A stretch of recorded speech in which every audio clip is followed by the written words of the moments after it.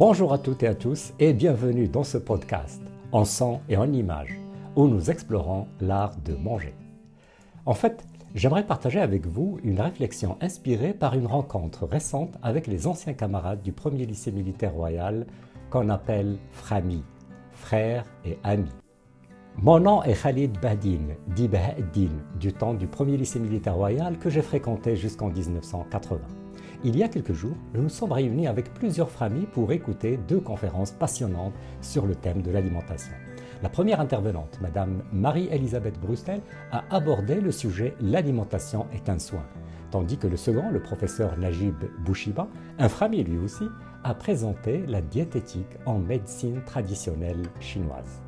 Les deux conférenciers ont traité du contenu. Quels aliments choisir, quels plats privilégier, quels produits éviter, comment composer nos assiettes pour une meilleure santé. Mais aujourd'hui, moi j'aimerais vous parler du contenant. Contenant. Bien sûr, je ne fais pas allusion aux assiettes ni aux couverts, rassurez-vous. Cette idée m'est venue grâce au mot sage de mon grand-père maternel qui nous répétait souvent, à nous, ses petits-enfants, lorsque nous étions chez lui les week-ends ou les vacances d'été. Il nous disait toujours « ne mangez jamais jusqu'à satiété ». Cette maxime, en apparence simple, porte en elle une profonde sagesse. Vous voyez, nos parents, nos grands-parents et nos ancêtres avaient une relation différente avec la nourriture. Ils ne le considéraient pas simplement comme un moyen de combler leur faim, mais aussi et surtout comme un élément essentiel dans leur santé physique et mentale. Ils comprenaient que manger en excès n'était pas seulement préjudiciable à notre corps, mais aussi à notre esprit.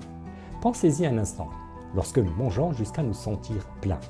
Notre corps travaille dur pour digérer cet excès de nourriture. Nous nous sentons alourdis, fatigués, parfois même irritables. Et si cette habitude devient la norme, elle peut entraîner des problèmes de santé à long terme, comme le surpoids, l'obésité ou même des maladies cardiovasculaires, sans parler des pantalons qui rétrécissent mystérieusement dans le placard.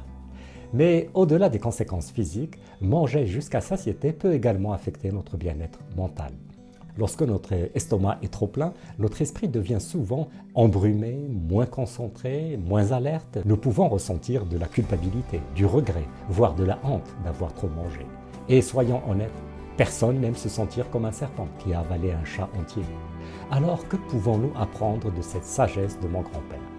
Comment pouvons-nous appliquer cette idée dans nos vies modernes où la tentation de trop manger est omniprésente ? Tout d'abord, prenons le temps de savourer notre nourriture. Mangeons lentement, en pleine conscience, en appréciant chaque bouchée.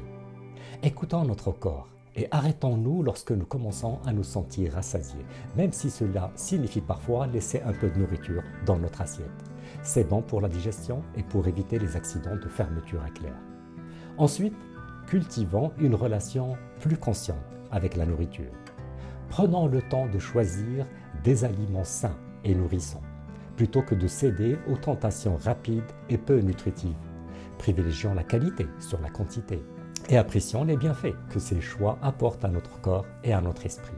Après tout, nos papilles gustatives méritent mieux que des repas préfabriqués qui ont passé plus de temps dans un congélateur que sur une planche à découper. Enfin, rappelons-nous que l'alimentation est plus qu'une simple nécessité physiologique. C'est un acte de soin envers nous-mêmes, une occasion de nourrir notre corps, notre esprit et notre âme. En adoptant une approche équilibrée de l'alimentation et en respectant les enseignements de nos ancêtres, nous pouvons cultiver une santé et un bien-être durable, à la fois à l'intérieur et à l'extérieur. Alors, la prochaine fois que vous vous retrouvez à table, rappelez-vous les mots de mon grand-père.